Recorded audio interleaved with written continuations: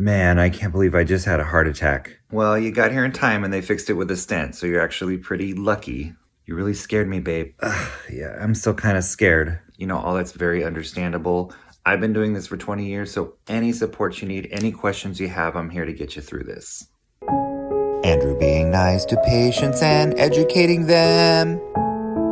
So if it's fixed, why am I still hurting? Tell me about that. Is it exactly like what brought you into the hospital? Oh God, no, that was awful. You look terrible. You don't look like that now. So some pain is going to be normal for you. Your heart was injured. So you're going to feel soreness. You might even feel weak. You might even feel short of breath for a little bit of time, and that's completely normal.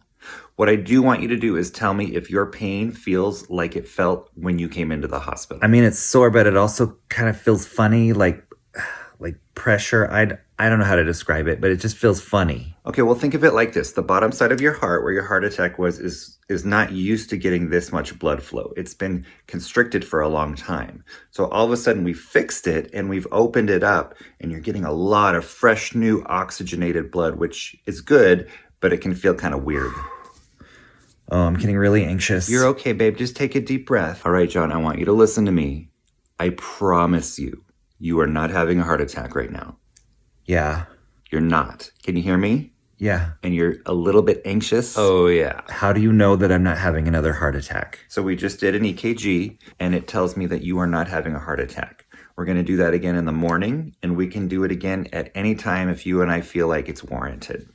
I'm also looking at the heart monitoring on the screen, and there is no indication of a heart attack. The kind of heart attack that you had is extremely obvious to see, and I'm seeing none of that there. Okay, so then what do I need to watch on my monitor? It's actually better if you don't watch the monitor. Your numbers are going to fluctuate naturally, and a lot of people get fixated on a number. And then when it doesn't fit that parameter, they get in sort of an anxiety loop, and it makes their symptoms worse.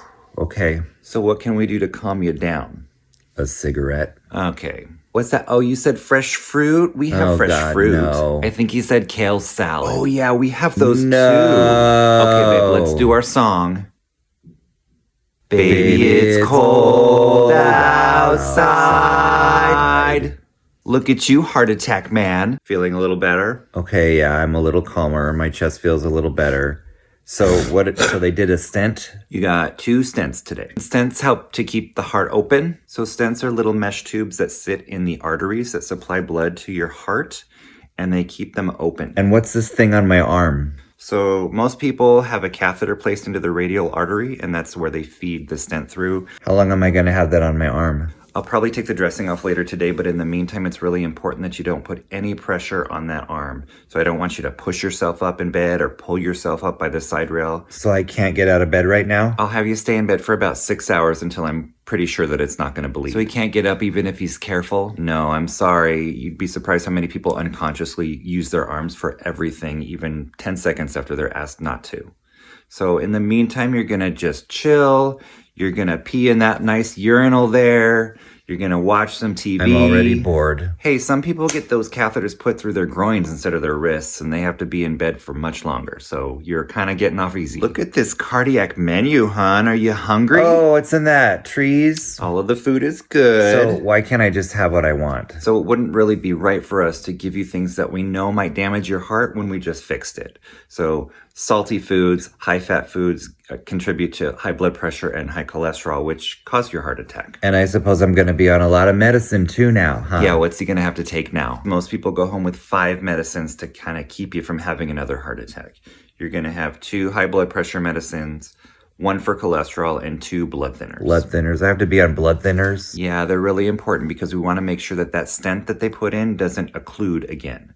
So you'll be on a baby aspirin, which is cheap over the counter, and then you'll be on something called Plavix. How long am I going to be on that Plavix? The average is about a year. And I have to take all of these medicines? Oh, babe, you're taking all the medicines. Well, the medications are highly recommended to prevent a future heart attack. And of all of those, the Plavix is the most important because that's what's going to keep your stent from reoccluding. If your stent reoccludes, you'll have another heart attack and you could die. I hate pills. People come off their pills all the time with lifestyle changes. Pilates. There's this thing called exercise. And switching to a whole food, plant-based diet can dramatically reduce your cardiac risk. This is called lettuce. Open up. Oh my. If you eat this, I will die. Ooh, let me have one of those. Where did you get these? Oh, I keep them in my fanny pack.